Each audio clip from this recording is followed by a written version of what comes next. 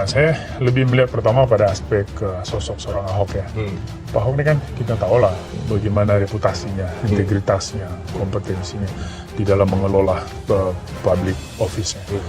Ketika dia gubernur, ketika dia DPR, saya optimis sih pengangkatan Ahok justru karena Presiden melihat lanskap berpikirnya itu memang luas dan inovatif, orangnya pekerja keras dan kita semua tahu komitmennya tidak pernah bisa diragukan. Total, kalau dia bekerja itu total. Saya pikir dari aspek itu memang pilihan Pak Jokowi itu satu hal yang strategis. Pak Jokowi atau pemerintah mendapatkan beban baru karena calon yang diangkat adalah figur yang bermasalah, yang akhirnya bukan menjadikan solusi tapi menjadi beban bagi masyarakat. Apalagi kita tahu selama yang bersangkutan di Pertamina menjadi komisaris, ya kinerja beliau biasa-biasa saja, tidak ada prestasi. Kalau menyebutkan nama Ahok, adakah yang ganjil di situ? Adakah yang bermasalah di situ? Atau adakah yang bertentangan dengan culture budaya Indonesia? Ketika orang menyebutkan nama Ahok, kenapa kita rasa gatal badan, lemas-lemas, demam, gitu loh. Menyebutkan nama Ahok, salah satu di antara 4 orang yang disebutkan oleh Bapak Presiden, karena dia paling tidak punya 5 kriteria penting. Kalau orang nyinyir ya apa aja ada, boleh bisa dipakai istilah. Tidak ada anak emas, tidak ada perak, tidak ada anak berlian. Yang ada itu adalah anak putra terbaik Indonesia yang memiliki kemampuan. Itu aja sebetulnya. Indonesia tanah air beta, pusaka abadi nan jaya. Saya ingin Ahok kalah dalam Pilgub DKI, bukan karena apa, tapi pejabat politik sekelas Ahok kok rasa-rasanya sangat disayangkan bila di kebijakan, keteguhan hati, keras kepalanya, nekatnya dan berani mati yang dimilikinya hanya dimiliki oleh warga Jakarta yang jelas-jelas terlihat hampir separuhnya menolak Ahok. Saya sendiri sudah nggak terlalu banyak mengikuti perkembangan kasus Ahok waktu itu karena hanya menyita waktu untuk memperhatikan kasus yang jelas-jelas dibuat pandangan saya sekarang tertuju pada sosok mantan KPK yang baru saja dinyatakan bebas sepenuhnya. Ya, Ketua KPK yang punya prestasi gemilang dalam menahan dan menjebloskan para buronan politik ke dalam bui yang ketahuan melakukan banyak kegiatan kasus korupsi, bahkan memburu para tersangka koruptor hingga ke luar negeri. Saya masih ingat pada masa itu tiap 2 bulan sekali wajah beliau selalu menghiasi halaman depan koran sebagai berita utama karena prestasi-prestasinya dalam menjalankan fungsi KPK. Ketua KPK yang awalnya lancar-lancar saja dalam melaksanakan tugasnya, sampai-sampai beliau akhirnya harus diperkarakan dan merendekam di penjara karena berani menahan besan sang mantan presiden. Ya, beliau adalah Antasari Ashar.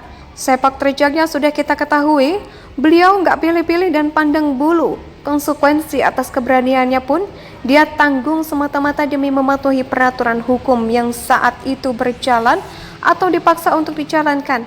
Ada 2 kemiripan yang kita temukan dari sosok Ahok dan Antasari, sama-sama berani, sama-sama nekat, tidak takut mati, tegas dan brutal, serta sama-sama menjadi momok yang menakutkan bagi pihak-pihak yang ingin merongrong kekayaan negara, sampai harus segera dimusnahkan dengan cara yang sama, yaitu pembunuhan karakter.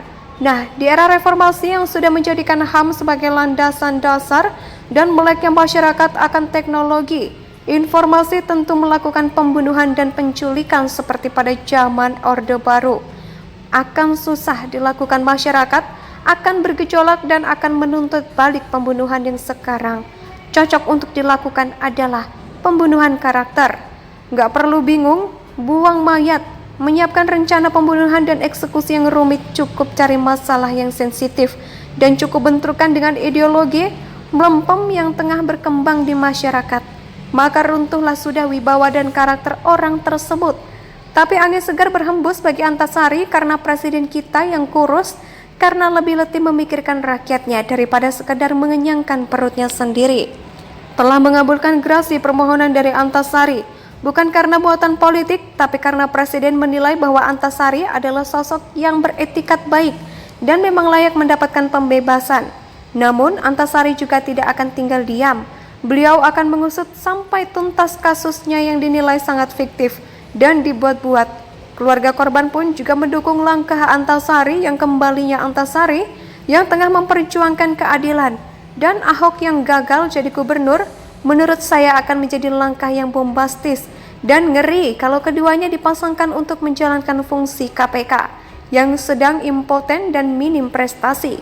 Itu Antasari mungkin lelah di usianya yang senja, ditambah tekanan dari pihak yang tidak menyukai beliau. Tapi beliau cukup berada di balik kamera dan menjadi sutradara, biar Ahok yang masih fresh dan muda menjalankan teknis di lapangan. Gagal jadi gubernur bukan serta-merta menyurutkan langkahnya untuk memerangi korupsi. Saya ingin Ahok kalah dalam Pilgub DKI, bukan karena apa, tapi pejabat politik sekelas Ahok kok rasa-rasanya sangat disayangkan bila di kebijakan, keteguhan hati, keras kepalanya, nekatnya dan berani mati yang dimilikinya hanya dimiliki oleh warga Jakarta yang jelas-jelas terlihat hampir separuhnya menolak Ahok. Saya sendiri sudah nggak terlalu banyak mengikuti perkembangan kasus Ahok waktu itu karena hanya menyita waktu untuk memperhatikan kasus yang jelas-jelas dibuat pandangan saya sekarang tertuju pada sosok mantan KPK yang baru saja dinyatakan bebas sepenuhnya. Ya, ketua KPK yang punya prestasi gemilang dalam menahan dan menjebloskan para buronan politik ke dalam bui yang ketahuan melakukan banyak kegiatan kasus korupsi, bahkan memburu para tersangka koruptor hingga ke luar negeri. Saya masih ingat pada masa itu tiap 2 bulan sekali wajah beliau selalu menghiasi halaman depan koran sebagai berita utama karena prestasi-prestasinya dalam menjalankan fungsi KPK. Ketua KPK yang awalnya lancar-lancar saja dalam melaksanakan tugasnya, sampai-sampai beliau akhirnya harus diperkarakan dan merendekam di penjara karena berani menahan besan sang mantan presiden. Ya, beliau adalah Antasari Azhar. Sepak terjangnya sudah kita ketahui, beliau nggak pilih-pilih dan pandang bulu. Konsekuensi atas keberaniannya pun dia tanggung semata-mata demi mematuhi peraturan hukum yang saat itu berjalan atau dipaksa untuk dijalankan. Ada 2 kemiripan yang kita temukan dari sosok Ahok dan Antasari, sama-sama berani, sama-sama nekat, tidak takut mati, tegas dan brutal, serta sama-sama menjadi momok yang menakutkan bagi pihak-pihak yang ingin merongrong kekayaan negara, sampai harus segera dimusnahkan dengan cara yang sama, yaitu pembunuhan karakter.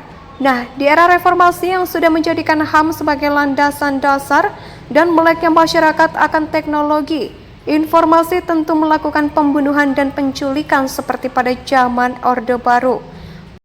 Indonesia sejak dulu kala